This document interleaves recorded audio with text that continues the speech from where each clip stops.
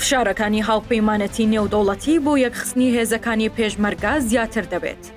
ئامینداری گشتی پێشووی پێشمەرگە وردەکاریەکان ئاشکرا دەکات.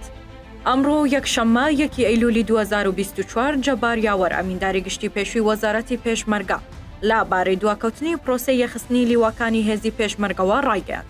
پرۆسەی یەکخستنی هێزی پێشمەرگە لە پێکهێنانی یەکەم حکوومەتی هەرێمەوە دەستی پێکردووە و وەزارەتێک بە ناوی وەزارەتی پێشمەرگەوە پێکهێنراوە کە لە ساڵی 1992ەوە بوونی هەیە.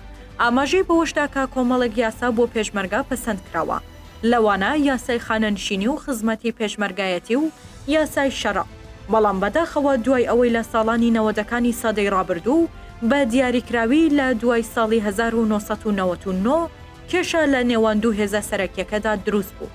حکوومەت دابەش بوو بۆ دوو حکوومەت و پێشمەرگە بۆ دوو وەزارەت. دوای ئاشبوونەوەی هەردوو حیزب تا ساڵی 2003 جارێکی دیکە حکوومەت یەکخرایەوە. پێشمەرگەش تا ساڵی 2009 بە دوو وەزارەت مایەوە. دانووسان و هەنگاوەکان تا ئێستاش بە مەبەستی یەکخستنی لیواکانی پێشمەرگەی سەر بە هەردوو حیزبەکە کاری پێکراوە.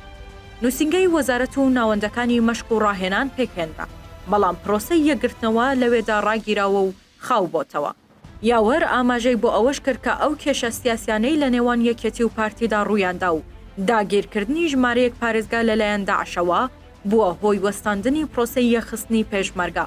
بەڵام لە دوای ساڵی 2018 بە پاڵپشتی هاوپەیمانان پرۆژەی یەکگرتنەوە و چاکسازی هێزەکانی پێشمەرگە دووبارە دەستی پێکردەوە.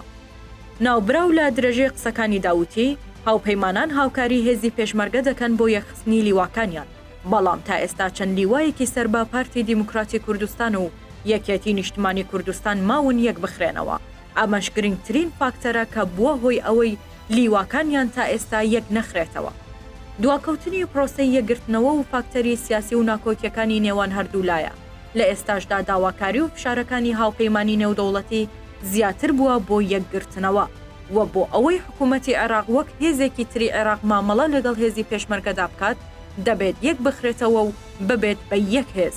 بە گوێرەی دەستوری عێراق کە لە ساڵی 2005 پەسەندکرا، هێزی پێشمەرگە بەشێکە لە سیستەمی بەرگری نیشتمانی و تایبەتە بە هەرێمی کوردستانی عێراق، بەڵام چەکەکانیان سنووردارە بە چەکی سوک و مامناون.